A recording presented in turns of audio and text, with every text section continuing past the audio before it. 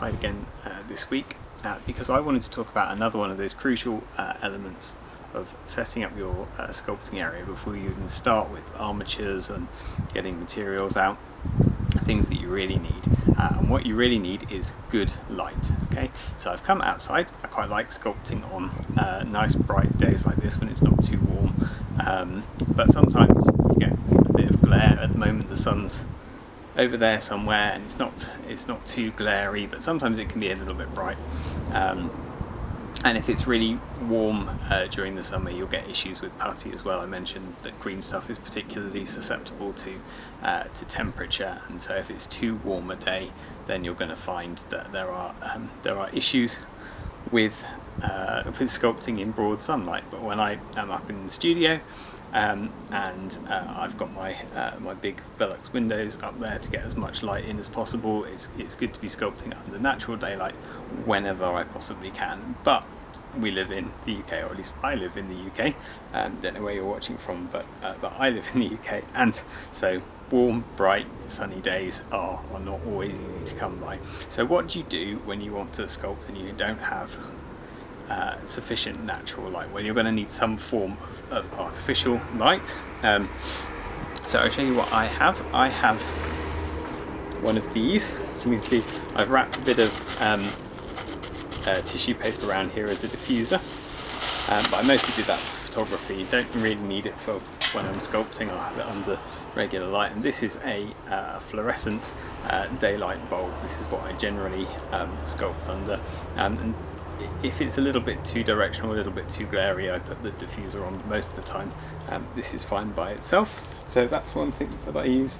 The other lamp that I have set up generally is another fluorescent. This is a longer strip light, and this is good for working sort of more generally underneath because it spreads the light out a bit further. So both of these I use most of the time. Even when it's nice sunshine, I'll generally have one of these at least on as a fill-in. Sometimes both sort of spread from both angles, looking over each shoulder as it were, so that I've got the whole area in front of me nicely illuminated. I do have a pair of these glasses. They have no frames in them at the moment. The frames are here. So these are magnifying glasses, and a lot of people tell me that they use these, or they use the kind of visors that you can get. I don't like wearing these glasses. Because when you're looking through lenses, you have a very limited depth of field. So if I'm there, that's in focus. If I'm there, that's out of focus. So you have to hold and work in a very specific place. And it's not always easy either when you're looking through a lens, when you're looking through glass, to judge depth. So you can apply too much force or not enough force. Put splodges where you don't want them. I don't find it very convenient to be looking through lenses most of the time. If I am using them for doing faces or something, I'll wear them for 5 minutes or so and then take them off, give my eyes a break. Don't wear them for extended periods. I prefer to work under one of those sort of desk magnifiers. If you've got they have a kind of glass plate that's the lens that you can work underneath, and those are quite good. But what these are handy for is that they have a little torch in the front there.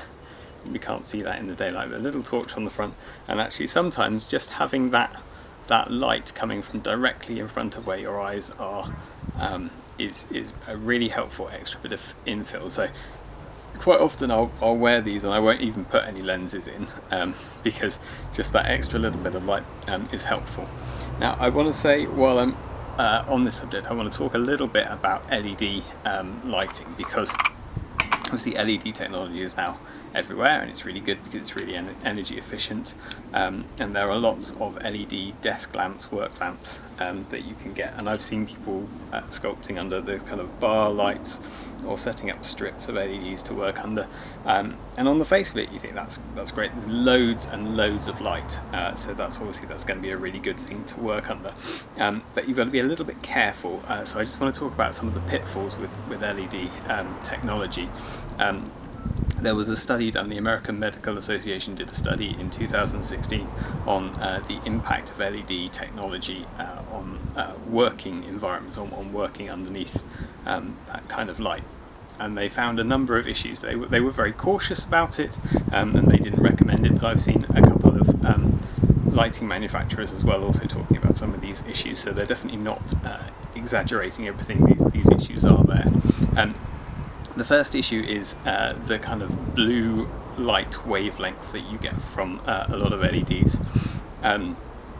This is something that's quite sort of subtle, but it's been tested over time to affect melanonin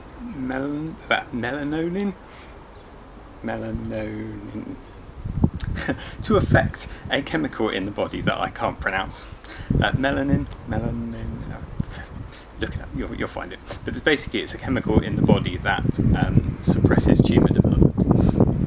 And the blue light waves interfere with the levels of this chemical in the body. So actually, if you're exposed to this blue wavelength for a significant amount of time, then it can increase your risk of developing cancer. It can also lead to a condition which is called blue eye, I think they call it, which is basically where it affects the retinas. It causes damage on the retinas. So it's best to avoid the kind of blue light wavelengths. Now the phosphor that's involved in most LEDs gives out a certain amount of this blue light. So what's really important is the way that the LEDs are encapsulated in the light fitting. And the cheaper light fittings just won't bother, they'll just stick the LEDs in, whereas the more expensive ones will put a kind of diffusing strip, and we'll talk about why that's important later on as well, but they put the strip in front that also moderates that blue wavelength, so that it makes it safer and easier to work under those conditions.